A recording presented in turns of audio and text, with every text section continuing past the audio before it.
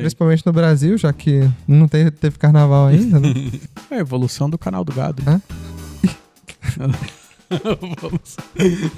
Já a tá aí. evolução do Os caras vendiam... Esses dias eu cheguei em casa, meu pai tava participando do leilão e eu sem entender, aí o leilão acontece no WhatsApp, velho. Tá aí, ó. Aí o live commerce já existia no agro, né? Imagina tu ter 12 anos hoje, tipo, já nasce fritado já, a mente já enlouquecida. Não deveria. Segundo aplicativo mais baixado na Sim, na App porque tá Store. todo mundo louco. Cara, é o novo Tamagotchi isso aí.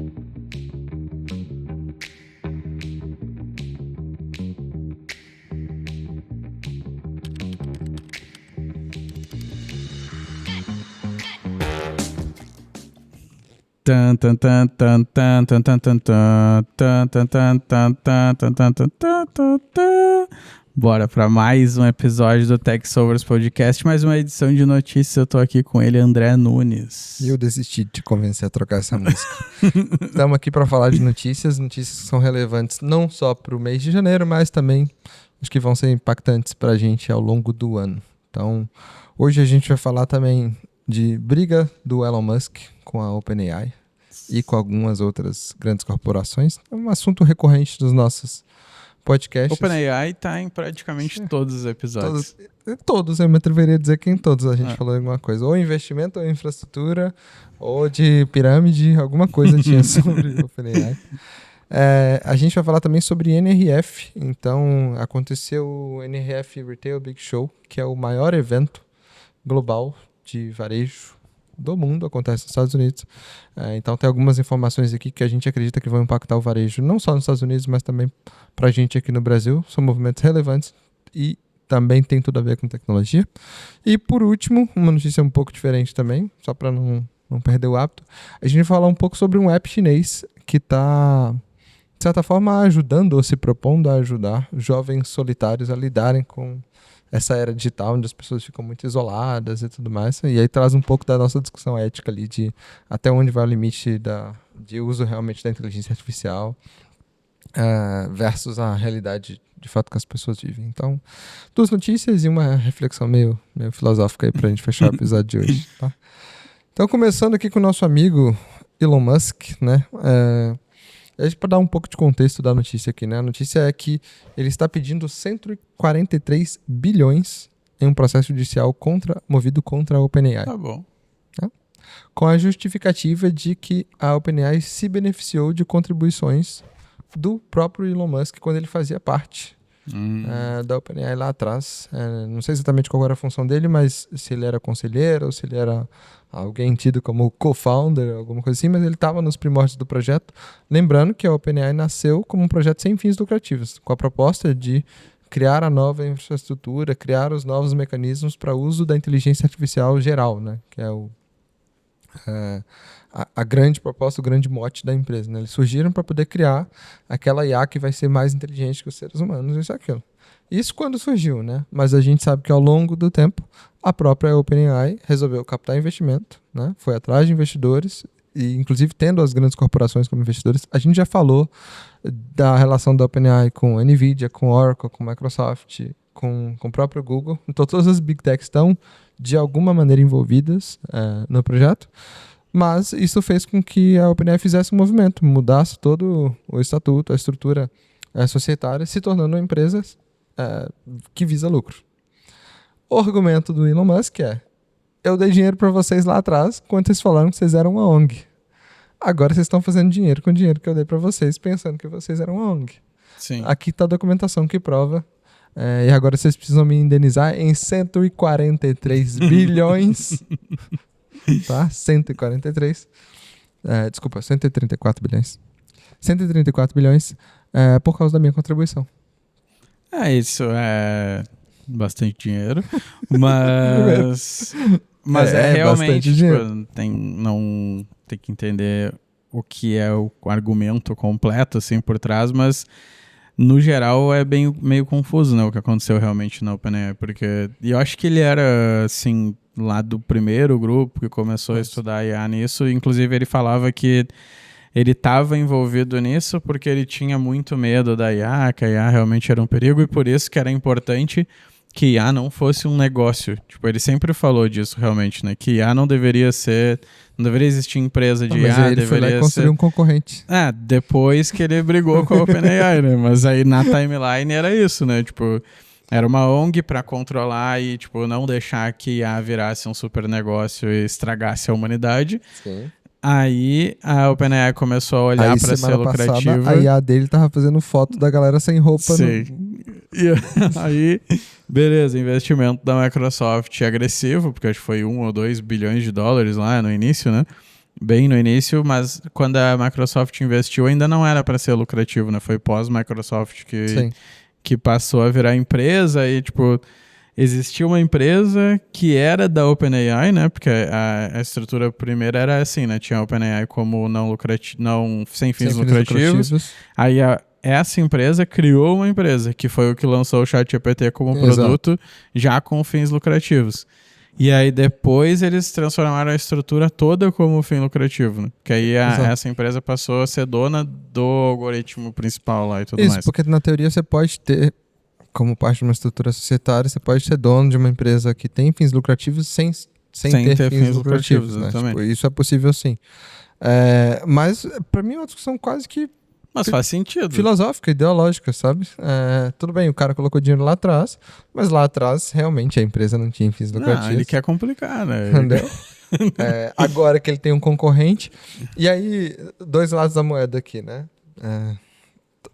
O Elon Musk argumenta que é essa discussão, né? Filosófica, ética, que ele foi enganado.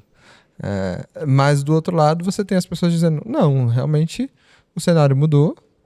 Para construir aquilo que a gente esperava, a gente precisou mudar o posicionamento da empresa e a realidade hoje é essa. Não dá para eu medir o que aconteceu 5 anos atrás com a régua de hoje. Uhum. E aí não sou eu que vai decidir, não é você, é o juiz. Uhum. Mas foram algumas dezenas de milhões investidos de fato pelo Elon Musk lá no início do projeto. Agora, como é que ele chegou nesses 134 bilhões, que pra mim é um negócio absurdo. Deve ter algum cara especialista lá que tá fazendo essa conta, né? E vão ter que explicar pro juiz como é que essa conta foi feita. Como é que eu saí de dezenas de milhões para 134 bilhões. É muito dinheiro, velho. Muito dinheiro mesmo. Então. Provavelmente ele tá querendo tomar o controle da OpenAI. Ele tá querendo tumultuar o negócio. Porque tipo, a OpenAI não vai ter esse dinheiro, vai ter que pagar ele em ações. E aí ele vai voltar a ter controle da OpenAI. Ele adora. Não sei.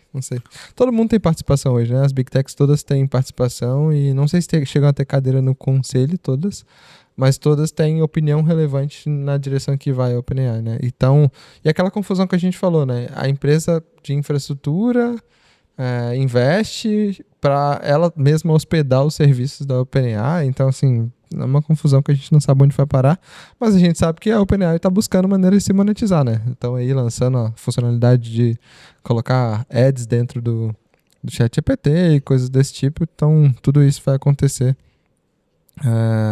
e de fato a empresa está buscando rentabilidade, então cena dos próximos capítulos também. Nossa próxima notícia, acho que muito relevante para o contexto de tecnologia também, é que aconteceu aí nos últimos dias o NRF Big Show 2026. Normalmente ele acontece ali em janeiro, né? E o que é o NRF Big Show? NRF é a National Retail Federation, né? A Agência Nacional, a Federação Nacional de Varejo dos Estados Unidos. Ela é a maior associação de varejo global. E, então, consequentemente, ela dita muito das tendências do que vai acontecer no ano. E faz muito sentido, dado o que a gente conhece de como o varejo funciona, o contexto do varejo, né, que tem esses ciclos anuais, faz muito sentido que ela aconteça em janeiro, que aí dá tempo do pessoal se organizar, sim, principalmente no Brasil, já que não teve carnaval ainda, né? O mês de janeiro, de verdade, é um mês bem parado pro varejo, porque a galera tá toda se preparando. Então, ter essas tendências no início do ano sendo discutidas ajuda bastante tanto o varejista quanto a pessoa de tecnologia que está nesse mundo de varejo se preparar, né? Então esse evento normalmente dita quais são as principais tendências mesmo, desde tendências de coisas em relação a como o varejo funciona, operação de varejo mesmo, logística, como é que vai funcionar a logística, quais são as novas tendências de logística, novos modelos comerciais. Então nos últimos anos, quando a gente foi falar de social commerce, esse assunto surgiu dentro da NRF, quando foi falar de aquelas grandes inovações no centro de distribuição, para ter same-day delivery, robotização, implementação de inteligência artificial dentro dos centros de distribuição, tudo isso está acontecendo e é muito tendência que é ditada ali nesse NRF Big Show. E só para dar alguns números, assim, né? É um evento que tem mais de 1.000 expositores e tem a circulação de mais de 40 mil pessoas, assim, aproximadamente 40 mil pessoas circulando no evento, com a participação de muitas marcas. Então, todas as marcas mais relevantes, pelo menos as marcas mais relevantes aqui do Ocidente, estão presentes nesse evento. E o que eu notei esse ano, particularmente, um movimento do público brasileiro de ir para a NRF. Parecido com o que aconteceu, cara, alguns anos atrás com o SXSW, de começar a ter meio que comitivas. Eu vi comitivas do estado do Rio Grande do Sul, de São Paulo, de Minas Gerais, se movimentando para levar alguns varejistas, alguns empresários, algumas startups, inclusive, para participar do NRF, que é um movimento que eu não tinha visto ainda, mas acho que ele copia muito, ele olha muito para o que aconteceu lá atrás com a XSW. Sim. E a galera também se organizando para ir. Achei um negócio maneiro. E a gente vai falar um pouquinho dessas tendências, né? A gente gosta bastante de evento, então os eventos de fato cumprem esse papel da gente se encontrar, entender como é que está o mercado e voltar depois para poder tratar de alguns desses assuntos, né? Eu acompanhei durante o evento aí em janeiro bastante gente, influencer assim, que eu acompanho de negócio, que foi para lá e estava mostrando assim, o que estava acontecendo, chamou bastante atenção, fiquei com vontade de ir no próximo ano, porque tem muita coisa sendo lançada, assim, é interessante. E as palestras, pelo que falaram, são boas, assim, de muitos cases do que a galera tá usando lá nos Estados Unidos. E eu ouvi falar bastante, assim, de AI como infraestrutura mesmo, assim, não enxergar AI no varejo como qual ferramenta eu deveria usar, assim, qual produto contratar. É muito de tipo, não, cara, AI é a base, tá ligado? AI é fundamento aqui, é infraestrutura, e aí a partir disso tu toca teu negócio e faz as coisas acontecerem, mas muito de tipo, cara, que a gente já conhecia, né? Mas de predição de demanda, o que tu falou de robotização, questão de lidar com os clientes também, de como fazer um bom CRM, mas com AI-based, assim, tipo, tem muita coisa legal que eu vi o pessoal comentando e leva um pouco para o que a gente acredita também, de, cara, não adianta, precisa organizar a tua empresa a partir da tecnologia e não simplesmente comprar alguma tecnologia específica, assim. Sim. E acho que estabelecer, ter essa maturidade para definir que a infraestrutura é o baseline, é onde todo mundo deveria estar, muda bastante a maneira como a gente consome, porque no início, né, quando as pessoas estavam pensando em inteligência artificial no varejo, todo mundo queria muito evidenciar ou colocar um produto de IA mesmo, o produto na ponta, o cliente final. Aí às vezes queriam colocar um avatar lá conversando com a pessoa. Aí queria colocar um baita de um espelho inteligente que a pessoa chega na loja e interage. Tipo, não, vai comprar com chatbot, não vou mais ter vendedores. E o que a gente está percebendo é muito mais esse cruzamento mesmo de forma que a operação entenda que IA é uma ferramenta que vai fazer parte do processo, né? E aí você vai fazer personalização de oferta, mas vai usar IA para personalização. Para o usuário final, é personalização, né? Pode até ser que seja personalização com IA. Sim. Mas no fim das contas é personalização. É previsão de entrega para poder ter um estoque melhor. É eficiência operacional e ter profundidade de estoque para o cliente não chegar na loja e não faltar o produto, né? Automação dos processos internos. Então, sim, acho que a IA cada vez mais pensando em eficiência operacional como parte dessa infraestrutura que entrega a eficiência, assim como outras coisas que a gente já tinha. Eu acho que outras tendências muito interessantes, assim, o varejo tem muito desses pêndulos, assim, para alguns temas, né? E aí, a loja física voltou como um assunto super relevante e no evento também tiveram ativações, assim, de várias pessoas mostrando como é que é o novo posicionamento da loja física, né? E aí tem discussões de, a loja física vai ser o novo ponto de estoque, qual que é o papel da loja física nessa nova experiência, porque ela não é mais um lugar que você chega só para comprar, é um lugar onde você chega para, de fato, ter uma experiência e ela centraliza essa experiência, mas você tem que enxergar a pessoa nos outros canais quando ela está na loja física, né? Em resumo, eu preciso saber que você comprou online, que você interagiu com a minha marca quando você entra na minha loja. E como é que eu faço isso? Porque antigamente... Cara, tem toda essa discussão, omnicanalidade, isso, aquilo, mas, de novo, o ano é 2026 e ninguém fez isso de verdade, né? Por isso que volta o assunto de qual que é o papel da loja física. Então, como é que eu faço para enxergar o meu cliente e saber que o Matheus é aquele CPF que comprou lá no digital, para quando ele tem uma experiência na loja física, será que não dá para ter uma experiência personalizável na loja física? É mais difícil, porque a gente está falando de um ambiente que é setado de maneira um pouco mais genérica, né? Então, foi um outro assunto super em discussão aí. E no Brasil isso está acontecendo, né? Muita gente que era do digital começou a abrir loja física. A gente tem grandes marcas abrindo lojas físicas em pontos estratégicos. Só que o papel da loja física é diferente. Ele não é só o papel de vender. Uma loja hoje não precisa pura e simplesmente se rentabilizar ali pensando no cara, quanto que eu estou vendendo por metro quadrado, né? E aí alguns outros aspectos assim, relevantes, né? O assunto de CRM volta, então volta porque a gente sabe que continua a discussão sobre dados e principalmente potencializado por inteligência artificial. Isso ganha um potencial enorme, só que a diferença é que tá se falando muito de retenção de clientes, de rentabilizar a carteira de clientes que você já tem, mais do que pensar em aquisição em mar aberto. Acho que isso é um assunto... Isso eu vi muita gente comentando sobre, tipo, um pouco de quebra de paradigma, pelo menos para nós aqui, que não é tão comum o varejo estar tão digitalizado na gestão de carteira, assim, tipo, Sim. enxergar os clientes do varejo como uma carteira de clientes, efetivamente, Exato. E trabalhar essa carteira. Acho que esses foram os conteúdos que eu vi, assim, que mais me impactaram, de realmente, tipo, isso AI potencializa demais, né?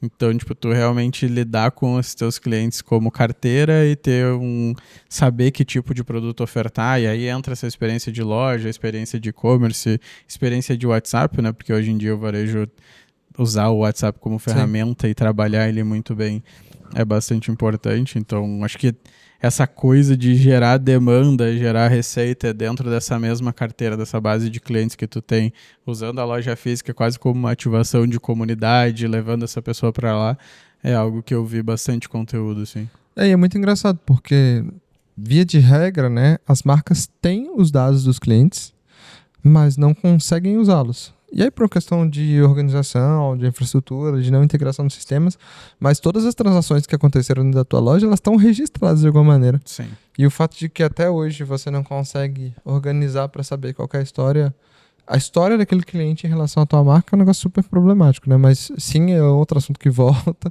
com bastante ênfase, justamente porque o trabalho fundacional de organizar dados é o que viabiliza você fazer a parte de IA, né? Então, se você não tem a parte fundacional bem feita, você não consegue ter hiperpersonalização e nada do tipo. Uma outra coisa que chamou a atenção pela projeção, mas que acho que não é surpreendente, é todo o destaque que está ganhando o formato de videocommerce. Essa é uma discussão que já tem uns 4, 5 anos que apareceu lá atrás, quando as empresas chinesas começaram a fazer live commerce, mas cada vez mais isso está ganhando penetração principalmente no Ocidente, e agora sim com, sei lá, TikTok Shop e com as plataformas de social viabilizando isso, você tem grandes marcas que estão crescendo, e tem marca que existe praticamente só nesse mundo, que não veio para o digital ainda, mas você tem influenciadoras, você tem grandes estúdios fazendo live tipo 24/7, vendendo produto, fazendo lançamento, e o que é muito surpreendente, né, no momento em que o varejo segue com uma dificuldade por causa das margens, porque tráfego está muito caro, agora fazer tráfego pago não resolve a vida de ninguém. Videocommerce tem uma conversão absurda. É a evolução do canal do gado. Né? Já a evolução do canal. Os caras vendiam vaca na TV, tá ligado? Por telefone, você mandava... tu vendeu uma blusinha, 2 palitos, né? Manda. Esses dias eu cheguei em casa, meu pai tava participando do leilão e eu sem entender, aí o leilão acontece no WhatsApp, velho. Tá aí você manda mensagem, SMS, ou você manda mensagem ali com a sua oferta do leilão e aí já sobe na tela em alguns segundos, é muito maneiro. É da hora, legal. É isso aí, tá vendo? O live commerce já existia no agro, né? Era isso. Mas acho que veio com um reforço muito grande do TikTok Shop. Algumas plataformas já tinham live commerce, a gente sabe que as plataformas de e-commerce do Brasil tinham, mas ninguém emplacou de verdade. Assim, eu lembro de ter visto... Cara, as principais plataformas de enterprise, mas acho que quem teve muito destaque foi a Vetex tentando emplacar isso alguns anos atrás, acho que 21, 22 ali, mas não ganhou grande força. Agora, o live commerce herda muito da autoridade dos influenciadores, que no Brasil são realmente grandes canais de aquisição de clientes, né? Então, quando você vê a cara de alguém que você conhece ali oferecendo um produto, naturalmente essas grandes conversões, esse taxa de engajamento alto vem muito, muito daí. O varejo é da hora, vale a pena ir nesse evento, mesmo que tu não seja do varejo, Sim. Acho que ano que vem tem que ir. É isso. E o último assunto que acho que aparece recorrentemente e cada vez está evoluindo bastante é a questão de pagamentos. Então, sempre pagamentos invisíveis, aquele checkout completamente transparente. Então, a gente teve algumas tecnologias sendo disponibilizadas primeiro no digital, né, que é aquele modelo de, one-click checkout, de o checkout armazenar todos os seus dados ali para poder facilitar a sua segunda compra. A Amazon veio puxando isso forte com alguns mecanismos que eles tinham, buy box e tudo mais, mas essas tecnologias estão cada vez mais democráticas, então hoje é muito mais fácil fazer um pagamento, né? Desde a coisa mais simples que é o Tap to Pay, a gente encostar o celular, o relógio, alguma coisa numa loja para poder pagar sem ter que tirar o cartão do bolso, até tecnologias de parcelamento, porque o Brasil é um mercado muito criativo para criar mecanismos de pagamento. Né? O crediário se desdobrou em vários produtos Sim. depois, né? Mas tecnologias de pagamento também são um outro diferencial muito, muito relevante, principalmente para quem tem e-commerce, porque anda lado a lado com o assunto de segurança e de fraude, né? Então, conforme você passa a ter mais segurança, você consegue oferecer soluções mais robustas e mais fáceis para os usuários. Em contrapartida, a indústria de fraude também fica correndo atrás, né? Você me mandou um print essa semana de alguém tentando fazer uma compra Sim. no teu cartão, né? Então, como é que a gente consegue fazer esse monitoramento, né? Porque hoje tem tecnologia para fazer isso e saber que uma compra aconteceu em teu nome e te notificar na hora, porque tá fora de um padrão de comportamento teu, né? Sim. Eu ainda acho que era você tentando fazer uma compra lá na minha cidade, mas tudo bem. E nossa última notícia do dia, acho que para fechar esse nosso ciclo aqui, o governo está acompanhando uma tendência muito grande, isso não só na China, a gente vai falar um pouco do contexto de China aqui, mas isso está acontecendo globalmente, né, de cada vez mais as pessoas mais jovens tendo menos interações sociais. E particularmente isso gera uma preocupação e o que algo pode se tornar um problema de saúde pública mesmo. E aí, curiosamente, surgiu um app chinês que, na tradução literal, significa você está morto, né? Que está viralizando entre os jovens porque eles têm dentro daquele aplicativo a capacidade de interagir com uma inteligência que é bastante empática, que é uma inteligência com que eles podem conversar sobre esses assuntos que hoje eles não conseguem conversar com ninguém. Tá? Então, esse aplicativo viralizou principalmente nessa faixa etária mais jovem, de pessoas solitárias, que não têm grandes interações, que não têm relacionamentos nem nada. E ele mistura a inteligência artificial com, narrativas, conta histórias também, mas com um viés muito forte de saúde mental. Então é como se fosse uma IA que cuida ou ajuda as pessoas a fazerem reflexões com elas mesmas e terem conversas difíceis que elas não teriam. O que leva a uma reflexão interessante, mas também preocupante, né, a gente deveria estar mesmo procurando esse tipo de apoio na inteligência artificial. Será que eu quero um preditor de sequências, né? Eu quero... Porque a gente sabe, a inteligência artificial, no fim das contas, ela prevê qual é a próxima palavra mais provável, qual é a próxima caractere mais provável, a próxima letra mais provável. É essa a inteligência que a gente tem hoje. A gente quer essa tecnologia cuidando da nossa saúde mental. Do outro lado, eu fico perguntando assim, falando, pelo menos eles estão preocupados com a saúde mental, né? Será que tem alguma coisa positiva nisso? A gente já teve incidentes com pessoas conversando com IA, mas aparentemente essa IA é mais consciente. Então, por isso que está chamando a atenção de muitas pessoas de que pode ser algo positivo. Tu vê só, né? Já pensou fazer terapia com a IA? Que falar. É isso, eu sei. Pensando aqui o que você vai falar para não se complicar com sua terapeuta também, né? Não, mas cara, não... É que, tipo, se a gente tá partindo da premissa que o problema é que as pessoas não estão tendo interações sociais, botar ela para falar com uma IA, eu não sei o quanto isso resolve o problema. Mas, de fato, tipo, tem muita gente usando a IA pública ali, tipo, ChatGPT, Cloud, Gemini, seja o que for, para tirar dúvidas sobre a vida. Isso aí é uma coisa que acontece. Então, se tiver uma que é preparada para lidar com isso, acho que é uma coisa que não tem como voltar atrás. É muito prático tu ter um primeiro atendimento com a IA. Tipo, qualquer dor que tu tem, dúvida na vida, acho que isso tá dado já. Tipo, tu vai buscar na IA primeiro. E aí ela deveria te guiar pro lado certo. Uma IA bem treinada vai conseguir te ajudar mais ainda. Sim. Mas só os especialistas dirão o quanto isso resolve realmente o problema, mas é muito difícil ser jovem hoje em dia, né? Porque tem muita coisa, né, cara? A gente não tinha essa preocupação toda. Eu só ia na Lan House, jogava CS, jogava bola e deu.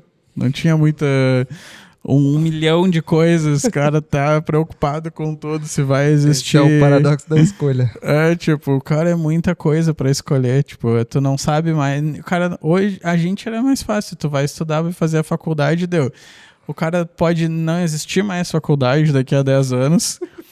Pode não ter mais sentido porque só vai fazer tudo na IA. Tu não faz mais nada porque tudo a IA faz. Aí não sabe se vai ter emprego ou não. Não sabe, definitivamente. Todo mundo é perfeito na internet. Tu fica com um monte de coisa, todo mundo com um monte de procedimento estético. A gente pode fazer um episódio só sobre cara, isso. O negócio, o mundo é uma sobre loucura. A vida real versus o negócio é uma loucura. Fato... Imagina tu ter 12 anos hoje. Tipo, já nasce fritado já, a mente já enlouquecida. Você não deveria ter com que se preocupar. Cara, as crianças de hoje não comem terra mais. Cara, a criança de hoje com 12 anos tá preocupada com o comunismo e o capitalismo. Não, foda-se, tá ligado? Tá fazendo protesto Ai, a criança de hoje tá fazendo protesto no Roblox. Cara, pô, a criança que faz protesto, cara. Que porra é essa? Tipo, o bagulho virou uma loucura. Mas deixa eu te dar alguns dados sobre a aplicação que eu achei interessante aqui. Primeiro, ela já é, hoje, na data presente, era o segundo aplicativo mais baixado. Sim, porque tá todo mundo louco. Porque tá todo mundo louquinho e tentando achar um amiguinho virtual. Cara, é o novo Tamagotchi isso aí. Também na China, qualquer coisa é o mais baixado, né? Se viralizou um pouquinho. Muita gente, né, cara? Mas aspecto importante, alguns comportamentos do aplicativo. Se você ficar 48 horas sem conversar com ele, ele te chama. Porra, o bagulho do cara também é obrigado a ficar usando. Exato. Fica 48... Mas essa é a piada. O aplicativo chama você morreu, né? Então ele confere se você é verdade. Se tá você vivo. Morreu. Também nem é bom o cara ficar brincando nessas coisas. Pois é, ficar pensando na verdade se o cara tá sozinho, se a pessoa tá sozinha de fato. E o nome do aplicativo é um trocadilho, né? O nome em chinês é Sileme. Não sei se é essa a pronúncia, mas é assim que se escreve na versão romanizado, enfim. Português já é difícil pra mim aí, falar do chinês. Do chinês ainda, que é um trocadilho com um nome de aplicativo famoso que tem lá, mas ele faz justamente essa brincadeira de estar te chamando, te ativando para garantir que você tá ali, que você tá tendo interações e eventualmente num incidente ele notifica pessoas próximas que você pode ter colocado como contato de emergência. Eu acho que a intenção é boa, se isso funciona de fato eu não sei, porque, cara, ficar fazendo interações com o ChatGPT fazendo perguntas filosóficas sobre a minha vida, essas trends, ou procurando a pessoa que combina comigo, não é o tipo de coisa que eu faria, entendeu? O pessoal tá procurando namorada no ChatGPT. Tem um cara que tava namorando com o ChatGPT, não tem? Dá. Eu vi uma notícia dessa. Se tem um limite pra mim, ele já foi ultrapassado aí, tá? Sim. Mas acho que é isso.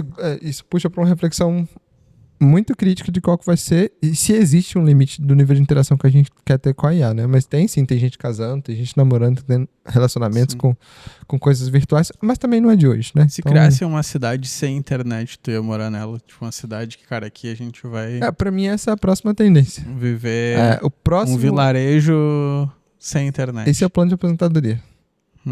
Um bar. Por aí. Tem um bar na esquina que tem o seu tião. Que toca vinil. Ou então aquela radiola. Vinil é foda também, né? É porque não vai achar. Se achar uma radiola daquela que põe ficha, aí, cara, é o cenário perfeito. Ficha igual a do orelhão. Dá 2 semanas e tá de volta em São Paulo. Não é assim. E assim encerramos as nossas notícias, que são super relevantes para esse nosso ano. Sim. Então, tomara que nenhum psicólogo me cancele agora pelo meu momento. Esse episódio tem um potencial de cancelamento muito grande, a gente falando de saúde mental, mas tudo bem. A gente não é o público, não é assim, as duas pessoas para falar de saúde mental, não deveria ser nós aqui mesmo. Mas então, Elon Musk e OpenAI, de novo, sempre um assunto relevante nos nossos episódios. NRF, tendências do varejo. E os chineses e, consequentemente, né, a população mundial interagindo aí com inteligência artificial. Boa variedade de conteúdo, tá certo. Muito obrigado aí pra quem assistiu até agora. Esse foi mais um episódio do Techsovers Podcast. Não deixa de deixar o teu like aqui e comentar também como é que tá a tua saúde mental nesse momento. Não, por favor, não faça isso.